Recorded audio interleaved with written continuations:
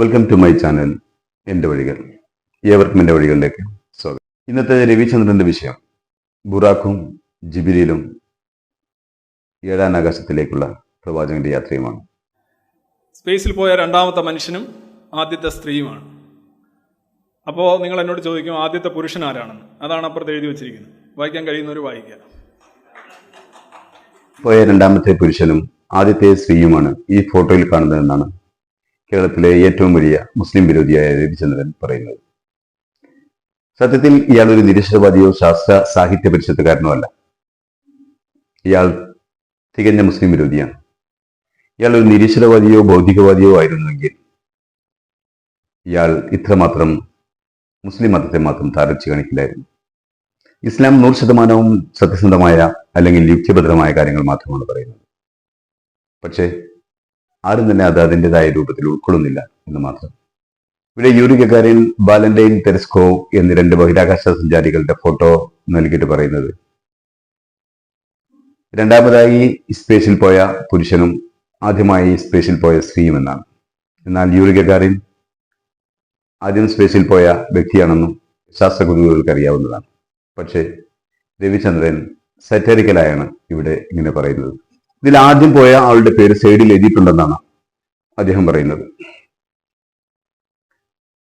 ഒരു വിഡ്ഢി അത് കേട്ടിട്ട് കൈയടിക്കുന്നുണ്ട്. സൂക്ഷിച്ചു നോക്കിയാൽ അതെന്താണെന്ന് വായിക്കാം. അള്ളാഹു റസൂൽ മുഹമ്മദ് എന്നാണ് അവിടെ എഴുതിയിട്ടുള്ളത്. പക്ഷേ അത് തിരിച്ചാണ് എഴുതേണ്ടിയിരുന്നത്. മുഹമ്മദ് റസൂൽ അള്ളാഹു, അള്ളാഹുവിന്റെ ദൂതനായ മുഹമ്മദ് എന്ന പ്രവാചകൻ. രവിചന്ദ്രൻ ആക്ഷേപഹാസ്യത്തിലൂടെ പറയാൻ ശ്രമിച്ചത് ആദ്യമായി ബഹിരാകാശത്ത് പോയത് പ്രവാചകൻ മുഹമ്മദ് എന്നാണ്. ഇസ്ലാം മതവിശ്വാസികൾക്ക് അതിൽ യാതൊരു മാനക്കേടുമില്ല, യാതൊരു കുറവുമില്ല. അവർ ഉറച്ചു വിശ്വസിക്കുക തന്നെ ചെയ്യുന്നു. ഇത് അപ്പോളോ 11 ആദ്യമായിട്ട് മനുഷ്യൻ ചന്ദ്രനിൽ ഇറങ്ങിയതിന് ശേഷം 3 സഞ്ചാരികളും പസഫിക് ഓഷനിലേക്ക് വന്ന് വീഴുന്ന, ലാൻഡ് ചെയ്യുന്ന ചിത്രമാണ് നിങ്ങൾ കാണുന്നത്. ഈ ചിത്രം നിങ്ങൾക്കറിയാം, ചുട്ടുപഴുത്താണ് വരുന്നത്. അന്തരീക്ഷത്തിലെ തന്മാത്രകളുമായി ഇങ്ങനെ ഉരസി ചുട്ടുപഴുത്ത് 1000കണക്കിന് ഡിഗ്രി സെന്റിഗ്രേഡ് താപം ഉൽപ്പാദിപ്പിച്ചുകൊണ്ടാണ് ഈ സാധനം താഴോട്ട് വീഴുന്നത്. ആദ്യ ചന്ദ്രദൗത്യത്തിലെ 3 സംഘമായിരുന്നു Neil Armstrong, Edwin Aldrin, Michael Collins. ഇതിൽ മൈക്കിൾ കോളിൻസ് ചന്ദ്രവാഹനത്തിലെ കമാൻഡ് മൊഡ്യൂൾ പൈലറ്റായിരുന്നു. ചുട്ടുപഴുത്ത അപ്പോളോ 11 ചിത്രം കാണിച്ചത് എന്തിനാണെന്നറിയാമോ? എല്ലാ പരീക്ഷണ നിരീക്ഷണങ്ങൾക്കും വിധേയമായ അപ്പോളോ വരെ ചുട്ടുപഴുത്താണ് സ്പേസിന്റെ ഗവേഷണത്തിലൂടെ കടന്നു പോകുന്നതെന്നും, എന്നിട്ടും വെറും ഒരു മൃഗത്തിന്റെ പുറത്തുപോയ പ്രവാചകൻ ഒന്നും സംഭവിക്കാതെ തിരിച്ചു വന്നു എന്നുള്ള ഒരു പരിഹാസം അതിന്റെ പിന്നിലുണ്ട്. ഇവിടെയാണ് ഇസ്ലാമിക മതസാഹിത്യത്തിലെ ഒരു വലിയ ഒരു നിർണായകമായിട്ടുള്ള ഒരു സംഭവം എന്ന് പറയുന്നത് ബുറാഖ്, ഇസ്ര, മിറാജ്. ഇസ്ര എന്ന് പറയുന്നത് 619, അതായത് AD 619 മുഹമ്മദ്, ഓക്കെ ഇവിടെ വന്നിരിക്കാം, കുഴപ്പമില്ല, നിൽക്കണ്ട പ്ലീസ്. ഓക്കെ, 619 മുഹമ്മദ് ഇപ്പോഴത്തെ മക്ക നിൽക്കുന്ന സ്ഥലത്ത് നിന്ന് ഇപ്പോഴത്തെ ജെറൂസലേം നിൽക്കുന്ന സ്ഥലത്തേക്ക്, ഈ 2 ജിയോഗ്രഫിക്കൽ റീജിയനിലേക്ക്, ഒരു പള്ളിയിൽ നിന്ന് മറ്റൊരു പള്ളിയിലേക്ക് ഒരു രാത്രിയിൽ നടത്തിയിട്ടുള്ള ഐതിഹാസികമായിട്ടുള്ള ജേണിയാണ്. ആ ജേർണിയിൽ പുള്ളിയെ സഹായിച്ച മിത്തിക്കൽ മൃഗത്തിന്റെ പേരാണ് ബുറാഖ്. AD 621 ഒരു രാത്രിയിൽ പ്രവാചകൻ മക്കയിൽ നിന്നും മസ്ജിദുൽ അക്സ വരെ യാത്ര ചെയ്തതിനെയാണ് ഇസ്ര എന്നും, അവിടെ നിന്ന് ദൈവസന്നിധി വരെ യാത്ര ചെയ്തതിന് മിറാജ് എന്നും പറയുന്നു. അവരുടെ യാത്രയ്ക്ക് വേണ്ടി ജിബ്രീൽ കൊണ്ടുവന്നൊരു വാഹനമാണ് ബുറാഖ്. ഖുർആൻ ബുറാഖിന്റെ രൂപമോ ഭാവമോ ഒന്നും തന്നെ ഖുർആൻ വിശദീകരിക്കുന്നില്ല. ബാക്കിയുള്ള രൂപങ്ങളെല്ലാം കേടുവീഴ പുറത്ത് രചിക്കപ്പെട്ടതാണ്. ഇപ്പൊ ചില കഥകളിൽ ഈ ബുറാക്കിന്റെ മേളിൽ തന്നെ ഇനി അസെൻഡിങ് ആണ്, ഇത് ഇതുവരെ പാരലൽ ആണ്, റോഡ് മാർഗം, ഇനി ഹെലികോപ്റ്റർ. മേളിലോട്ട് പോവുകയാണ്. അപ്പോൾ എങ്ങനെയാണ് ഈ ബുറാക്കിൻ്റെ മേളിൽ മേൽക്കോട്ട് പോയെന്ന് അറിയില്ല. കാരണം ഒരു ജീവിക്ക് പറക്കണമെങ്കിൽ അതിൻ്റെ എല്ലുകൾ, അതിൻ്റെ മാംസം, അതിൻ്റെ ഭാരം, അതിൻ്റെ അനുകൂലനമൊക്കെ നമ്മൾ പരിണാമത്തിൽ പഠിക്കുന്നുണ്ട്. പക്ഷികൾക്ക് മാത്രമേ പറക്കാൻ സാധിക്കുള്ളൂ.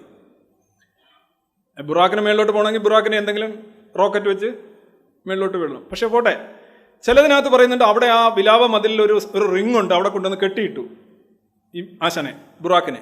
എന്നിട്ട് അസെൻഷൻ നടത്തുന്നത്, മേളിലോട്ട് പോകുന്നത് ഗബ്രിയേലും മുഹമ്മദും മാത്രമാണ് എന്ന് പറയും. പല പല കഥകളുണ്ട്.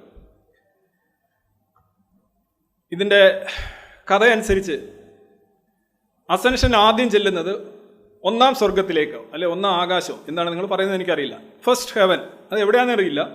സ്ട്രാറ്റോസ്ഫിയർ, അയണോസ്ഫിയർ, ലിത്തോസ്ഫിയർ, എന്താ കുറേ സ്ഫിയർ. രവിചന്ദ്രൻ മനസ്സിലാക്കാത്ത ഒരു സത്യമുണ്ട്.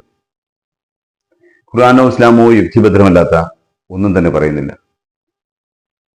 മിന്നൽ പിണർ വേഗത്തിൽ സഞ്ചരിക്കാൻ കഴിയുന്ന ആ മൃഗമായിരുന്നു ബുറാക്ക്. പ്രവാചകനെ കൊണ്ടുപോകുന്നത് ജിബ്രീൽ എന്ന മാലാഖയുമാണ്. ഖുർആൻ മലക്കുകളെ വിശേഷിപ്പിക്കുന്നത് അവർ പ്രകാശം കൊണ്ട് സൃഷ്ടിക്കപ്പെട്ടവരെന്നാണ്. പ്രകാശത്തിന്റെ പ്രവേഗം ഒരു സെക്കൻഡിൽ ഏകദേശം 3 ലക്ഷം കിലോമീറ്ററാണ്. 1,86,000 മൈൽസ് പെർ സെക്കൻഡ്. മണിക്കൂറിൽ 671 മില്യൺ വേഗതയിൽ. ഭൂമിയിൽ നിന്ന് സൂര്യനിലേക്കുള്ള ദൂരം 93 മില്യൺ മൈൽസ് ആണ്. അതായത് 149 മില്യൺ കിലോമീറ്റർ. ഭൂമിയിൽ നിന്ന് ഏറ്റവും അകലെയുള്ള നെപ്റ്റ്യൂണിലേക്കുള്ള ദൂരം 3 ബില്യൺ മൈൽസ് ആണ്. അതായത് 4.5 ബില്യൺ കിലോമീറ്റേഴ്സ്. ഇതിലൂടെക്കുള്ള ഏത് ദൂരവും താണ്ടാൻ ജിബ്രീലിന്റെ നിമിഷങ്ങൾ മാത്രം മതിയാവും, മണിക്കൂറുകൾ മാത്രം മതിയാവും. ചുരുക്കത്തിൽ ഈ ഭൂമിയും സൂര്യനും അടങ്ങുന്ന സൗരയൂഥത്തിൽ എവിടെയും പ്രകാശത്തിന് ചുരുങ്ങിയ സമയം കൊണ്ട് എത്താമെന്ന്. അങ്ങനെ പ്രകാശത്തിന് സഞ്ചരിക്കാൻ കഴിയുമെങ്കിൽ ആ പ്രകാശത്താൽ സൃഷ്ടിച്ച ഒരു മലക്കിന് പ്രവാചകനെ കൊണ്ട് ഏത് ദൂരം പോകുന്നതിനും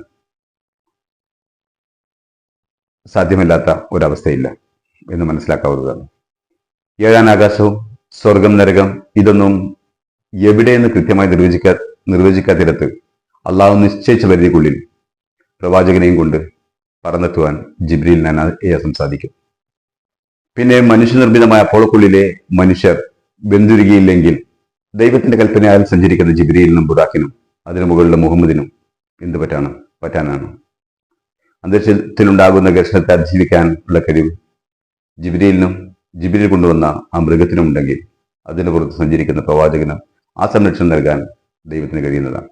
ഈ കഴുതയും കഴുതയും അല്ലാത്ത ഈ ജീവി മുഹമ്മദിനെയും കൊണ്ട് ഏതാനും നാനോ സെക്കൻഡുകൾക്കുള്ളിൽ ഈ അൽ അക്സ പള്ളിയിൽ, അതായത് ജെറൂസലേമിൽ എത്തിച്ചേർന്നു എന്നാണ്. ഇതിനെക്കുറിച്ച് ആദ്യമായിട്ടൊരു വിവരണം വരുന്നത് ഇബിൻ ഹിഷാമിൻ്റെ സീറ റസൂലുള്ള എന്ന് പറയുന്ന ജീവചരിത്ര കൃതിയിലാണ്. അത് ഏതാണ്ട് മുഹമ്മദ് മരിച്ചതിന് ശേഷം, ഇത് 2 നൂറ്റാണ്ടിന് ശേഷമാണ്, അല്ലെങ്കിൽ 1.5-2 നൂറ്റാണ്ടാകുമ്പോഴാണ് ഇതിൻ്റെ രചന വരുന്നത്. അതിനുശേഷം ബുഖാരിയുടെ ഹദീസുകളിലുണ്ട്. ബുഖാരിയും ഏതാണ്ട് ഒരു 200-250 വർഷം കഴിഞ്ഞിട്ടാണ് മുഹമ്മദിൻ്റെ മരണത്തിന് ശേഷം.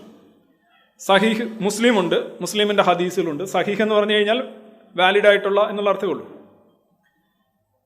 അപ്പോൾ ഇത് ശരിക്കും ഒരു സൊറാസ്ട്രിയൻ ലിറ്ററേച്ചറുള്ള ഒരു സംഗതിയുടെ റെപ്പറ്റീഷനാണ് യഥാർത്ഥത്തിൽ ഈ യാത്ര, മിത്തിക്കൽ യാത്ര എന്ന് പറയുന്നത് അതിൻ്റെ ഒരു റെപ്പറ്റീഷനാണ്. അപ്പോൾ സൊറാസ്ട്രിയൻ ലിറ്ററേച്ചറിൽ ഇതേ കണക്ക് ഒരാൾ കുതിരപ്പുറത്ത് അല്ലെങ്കിൽ എന്തോ ഒരു ജീവിയുടെ മേളിൽ പോകുന്നു, ദൈവത്തെ കാണുന്നു, കാര്യങ്ങൾ അറിയുന്നു, തിരിച്ചു വരുന്നു. ഇത് മുന്നേ റിപ്പീറ്റ് ചെയ്തിട്ടുള്ള സാധനമാണ്. അതിൻ്റെ ഒരു റെപ്ലിക്കയാണ് ശരിക്കും ഇസ്ലാമിക സാഹിത്യത്തിൽ കാണുന്നത്. അത് ഇസ്ലാമിസ്റ്റുകൾ അംഗീകരിക്കില്ല. അവർ പറയും ഇത് യുണീക്കാണ്, ഇതുവരെ ആരും എഴുതാത്തതാണ്, കാണാത്തതാണ്, കേൾക്കാത്തതാണെന്നൊക്കെ പറയും. പക്ഷേ ഞാൻ ഈ പറഞ്ഞോണം, ഇബിൻ ഹിഷാമിൻ്റെയും സഹീഹുൽ ബുഖാരിയുടെയും സഹീഹുൽ അൽ മുസ്ലിമിൻ്റെയും ചരിത്രം പരിശോധിക്കുകയാണെന്നുണ്ടെങ്കിൽ ഇവരെല്ലാം 8ാം നൂറ്റാണ്ട് 9ാം നൂറ്റാണ്ടൊക്കെ ആകുമ്പോഴാണ് ഇതിനെക്കുറിച്ച് എഴുതുന്നത്. ആ സമയത്തൊക്കെ തന്നെയാണ് ഈ സൊറാസ്ട്രിയൻ ലിറ്ററേച്ചറിൻ്റെയും ഈ കഥ ലിഖിതമായിട്ട് വരുന്നത്. പക്ഷേ താങ്കൾ തന്നെ പറഞ്ഞു, സൊറാസ്ട്രിയൻ കൃതിയിൽ കഥ രചിക്കപ്പെട്ടതും സഹീഹുൽ ബുഖാരിയിലും മറ്റും പ്രവാചകന്റെ ഈ സ്വർഗാരോഹണത്തെക്കുറിച്ച് പറഞ്ഞതും പ്രവാചകന്റെ മരണശേഷം 200 വർഷങ്ങൾക്ക് ശേഷമാണെന്ന്.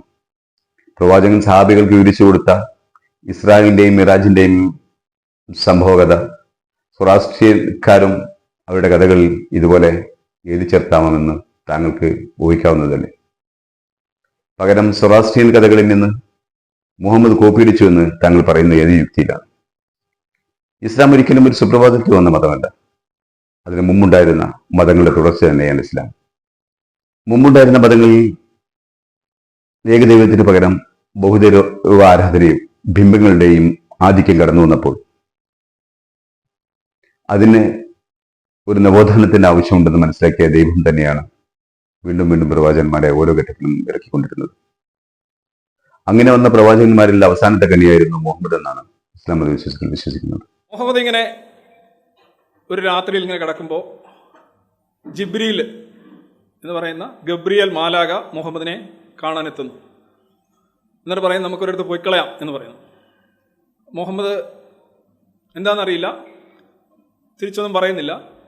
ഉടനെ ഈ ജിബ്രീൽ ഒരു ഓപ്പറേഷൻ നടത്താണ്, ഒരു സർജറി. ഇവിടം തൊട്ട് ഇവിടം വരെ ഇദ്ദേഹത്തിൻ്റെ വയറ് കീറിയിട്ട് ഈ ഹൃദയം ഉണ്ടല്ലോ അത് പുറത്തെടുത്തിട്ട് നല്ല ഹാൻഡ് വാഷിൽ കഴുകി എടുത്ത് തിരിച്ചു വെച്ചു. അതിലൂടെ ഈമാൻ കയറ്റി എന്നാണ് പറയുന്നത്, ഭക്തി കയറ്റി. ഇവിടെ പൊട്ടനായ രവിചന്ദ്ര, വയറ്റിനകത്തല്ല ഹൃദയമെന്ന് ഇന്ന് ഏത് മുലകുടിക്കുന്ന കുട്ടികൾക്കും അറിയാം. എന്നിട്ടും താൻ ഇസ്ലാം മതം ഒന്നും അറിയാത്തവന്റെ മതമാണെന്ന് ബോധ്യപ്പെടുത്തുവാനല്ലേ വയറ് കീറി അതിനകത്ത് നിന്നും ഹൃദയം പുറത്തെടുത്തെന്ന് പറയുന്നത്. ഹൃദയം പുറത്തെടുത്ത് ശുദ്ധീകരിച്ചത് ഒരു മനുഷ്യന്റെ ഭൗതികവും ശാരീരികവും മാനസികവുമായ എല്ലാ തിന്മകളിൽ നിന്നും മോചിപ്പിക്കുന്നതിന് വേണ്ടിയാണ് ജിബ്രീൽ അങ്ങനെ ചെയ്തതെന്നാണ് മുസ്ലിങ്ങൾ വിശ്വസിക്കുന്നത്. അത് മുഹമ്മദ് മിറാജിന് പോകുന്നതിന് തൊട്ടു മുമ്പ് മുഹമ്മദ് കുട്ടിയായിരുന്നപ്പോൾ ആടിനെ വയ്ക്കുന്ന സമയത്തും അതുപോലെ സംഭവിച്ചിട്ടുണ്ട്.